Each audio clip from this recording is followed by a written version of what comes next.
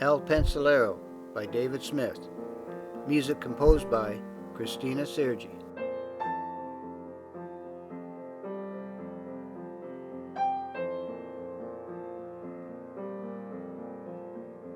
I've always had a thing about pencils.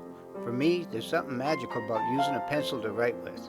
I've had typewriters, a word processor, several computers, but I always go back to my pencils.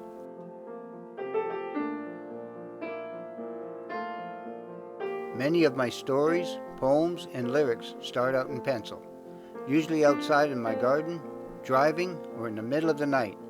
Once I type them into the computer, I print them out and edit them again in pencil. I've also been collecting them for quite a few years and have well over 1,000. Wherever I go, I'm keeping an eye out for pencils.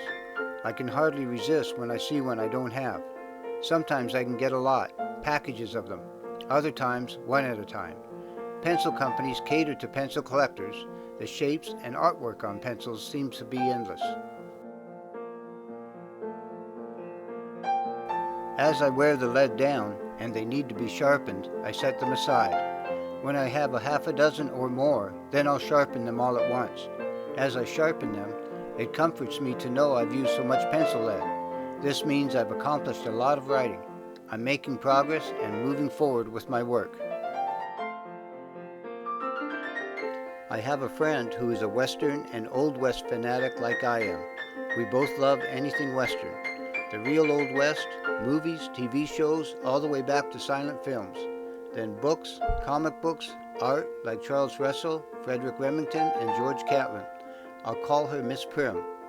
One day we were talking on the telephone about pistoleros, bandidos, gambusinos, mineros, and locos. I came up with, "Hey, I'm a pencilero," and we had a good laugh. Shortly after the phone call, I started writing this story. Miss Prim is a schoolmarm. I began sending her pencils, which she proceeded to share with her students. They like the Disney cartoon characters most. Pencils have a variety of art, movies, cartoon characters, locations of many kinds, and photographs on them. Some of them are very artistic, and I consider them all to be art.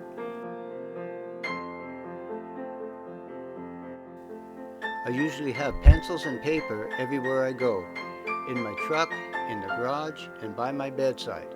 Like a gunslinger with his gun, or Zorro with his sword, El Pencilero is always ready with pencil and paper to write that next story, lyric, or poem idea.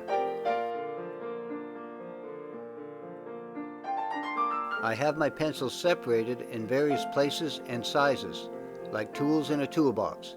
They start out full size. As they get sharpened, I keep 4-inch sizes in the truck. They fit into the console and other places easily. Full-sized are by my bed and smaller until they get to the 4-inch size. Once they reach 2 inches, I use them at my desk. When they get to that size, I tape them to a feather. This makes them much easier to write with. When they get to where I can't use them anymore, I retire them. I don't throw them away, they're just retired. From YouTube, I met Christina Sergi in Italy. After reading my story, she also became fascinated with collecting pencils. She did a search and discovered the American Pencil Collectors Society, which I joined. El Pencilero was my first story to be published by Page and Spine magazine. The society also published the story in one of their monthly newsletters, and I have Christina to thank for that. We also send pencils back and forth to each other, which is also fun.